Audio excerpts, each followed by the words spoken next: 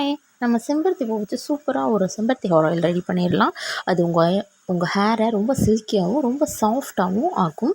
அதே மாதிரி இந்த ஒயிட் ஹேரு இதெல்லாமே கொஞ்சம் ரெடியூஸ் பண்ணும்.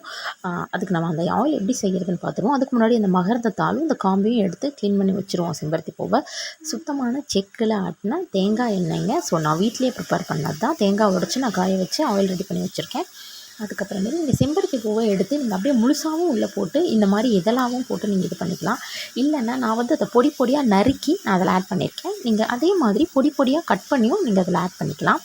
ஆயில் தயவு செஞ்சு அதை சிம்மில் வச்சுருங்க. நீங்கள் ஹை ஃப்ளேமில் வச்சிங்கன்னா நீங்கள் வச்சுட்டு ஒரு 5 செகண்ட்ஸ்லேயே அந்த பூ எல்லாமே தீஞ்சு போய் எண்ணெயோட வாசனை ஸ்மெல்லே மாறிடும். அப்படி பண்ணிடாதீங்க. சிம்மிலையும் வச்சுக்கோங்க. சிம்மில் வச்சுட்டு அந்த நுரையெல்லாம் அடங்குற வரைக்கும் நீங்கள் அதை குக் பண்ணுங்கள். ரொம்பவும் ஆயிலை குக் பண்ணிங்கன்னா ஆயில் இருக்க மொத்த ஸ்ட்ரென்த்துமே போயிடும். ஃபஸ்ட்டு ஆயிலை குக்கே பண்ணக்கூடாது அப்படிம்பாங்க. நமக்கு செம்பருத்தி பூவோட பெனிஃபிட்ஸ் இறங்கணும். நம்ம அப்படியே பச்சையாக போட்டோன்னா சிக்கு வாடை அடிக்கும். கொஞ்சம் ஒரு நைட்டு போட்டுட்டு நீங்கள் காலையில் பார்த்தீங்கனாலே எண்ணெய் அப்படி ஆகிடும். 1 டே ஃபுல்லுமே விட்டுடுங்க.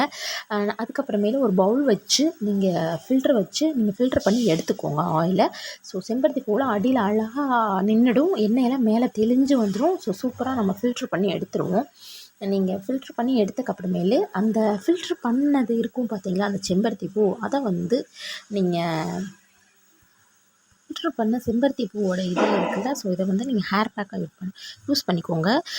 வெந்தயம், பாசிப்பயிறு அதை நைட்டே ஊற வச்சுட்டு அடுத்த நாள் மிக்சியில் அரைக்கும் போது இதை கூட ஆட் பண்ணி அரைச்சி நீங்கள் ஹேரில் அப்ளை பண்ணிக்கோங்க. ஹேர் சூப்பராக இருக்கும். அதே மாதிரி இந்த ஆயிலை டெய்லியும் நைட்டே நீங்கள் யூஸ் பண்ணலாம். ஹீட் பண்ணி யூஸ் பண்ணிங்கன்னா இன்னும் பெனிஃபிட்ஸ் வேறு லெவலில் இருக்கும்.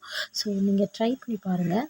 இந்த ஆயில் கண்டிப்பாக ஹேர் ஃபாலை கம்மி பண்ணும். உங்களுக்கு ஹேர் க்ரோத் கொடுக்கும். அதே மாதிரி ஹேர் நல்லா சில்கியாக இருக்க உங்களுக்கு ஹெல்ப் பண்ணும். அதே மாதிரி இன்டேக்கும் எடுத்துக்கோங்க. ஒரு நாளைக்கு ஒரு நெல்லி கன்ஃபார்மாக நீங்கள் ஹேருக்கு இந்த 1 டே நான் ஹேருக்காக என்ன செஞ்சேன் அப்படின்னு சொல்லி நீங்கள் யோசிச்சு பாருங்கள். ஹேருக்குன்னு நீங்கள் கண்டிப்பாக ஏதாவது ஒன்று ரெகுலராக எடுத்துக்கோங்க. கண்டிப்பாக அது உங்கள் ஹேரை ஹெல்த்தியாக ஆக்கும்.